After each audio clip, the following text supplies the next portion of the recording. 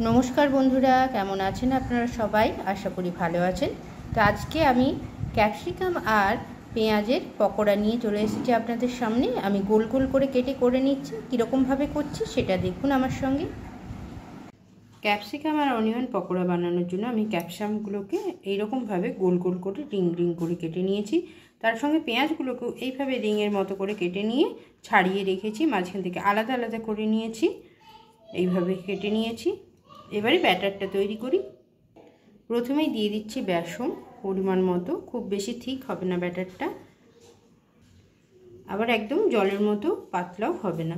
তো আর এর সঙ্গে আমি দিয়ে দিচ্ছি 2 চামচ মতো চাল গুঁড়ি, সঙ্গে দিয়ে দিচ্ছি একটু খাওয়ার সোডা আর কালো জিরে, এরই সঙ্গে দিয়ে দিচ্ছি পরিমাণ মতো নুন, কালারের জন্য কাশ্মীরি লঙ্কার গুঁড়ো আর ঝালের জন্য লঙ্কার গুঁড়ো।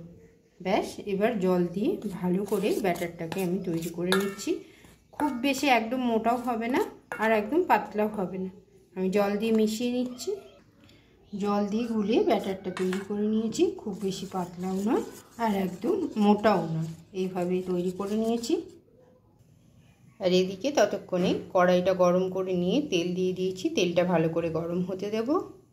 এবারে এই একটি ক্যাপসিকাম নিয়ে ব্যাটারের মধ্যে ভালো করে ডুবিয়ে নেব, যাতে পুরোটাই গায়ের মধ্যে লেগে যায় ব্যাটারটা। এবারে তেলের মধ্যে ছেড়ে দেব, দিয়ে দিচ্ছি কড়াইয়ের মধ্যে।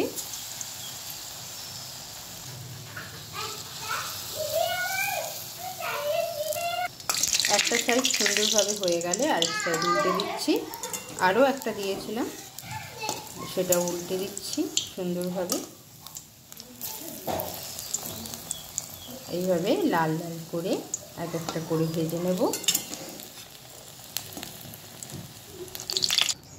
একটি ক্যাপসিকামের পকোড়া ভেজে তুলে নিয়েছি, এইভাবে প্রত্যেকটি ভেজে নেব। আর অনিয়নগুলোকেও ঠিক একই রকমভাবে ভেজে নিচ্ছি। অনিয়নগুলোকেও ঠিক ওই একই রকমভাবে রিং রিং করে যেহেতু কেটেছি, ওই একই রকমভাবে ব্যাটারের মধ্যে ভালো করে ডুবিয়ে নিয়ে কড়াইয়ের মধ্যে ছেড়ে দিচ্ছি।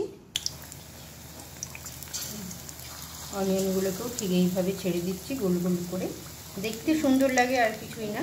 এবারে আপনারা যেরকম সাইজ করবেন সেইভাবে আপনারা এটাকে কেটে ভেজে নিতে পারবেন। কেউ গোল গোল করেও ক্যাপসিকাম বা পেঁয়াজ কাটতে পারেন, কেউ লম্বা করেও কাটতে পারেন, যেটা আপনাদের পছন্দ সেইভাবে এইভাবে করে ভেজে নিই।